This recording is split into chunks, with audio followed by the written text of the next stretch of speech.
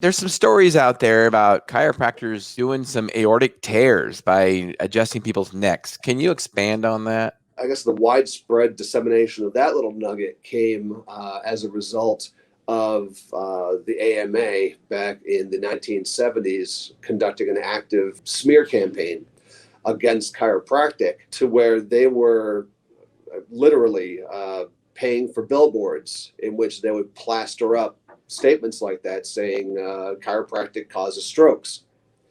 Where if you, well, yeah, if you look at the stats, okay, and the stats are they're available, they're pretty clear that you have the exact same chance of experiencing a stroke as a result of a chiropractic vertebral adjustment as you would just by going to your general practitioner. The stats are exactly the same.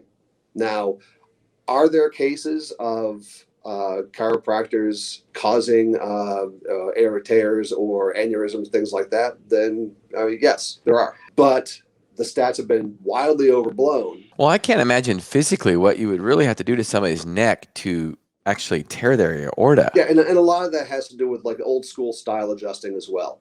And there's one that's referred to as a double rotary break, which is exactly as kind of as barbaric as it sounds, where basically the chiropractor standing behind the patient grabs their chin, grabs the back of their head, says relax, and it's entirely based around the concept of taking a person's neck to its full end range of motion and then slightly past that. So it's putting a significant strain on the joints in the neck and also the associated surrounding structures, which you have a vertebral artery that runs down. Actually, it's surrounded by the C1 vertebrae.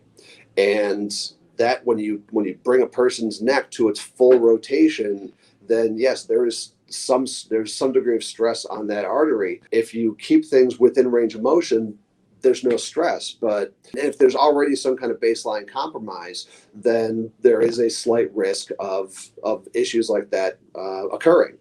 But again, you know, with the tests that we do and the likelihood of that happening, it's the chances of that happening are almost non-existent.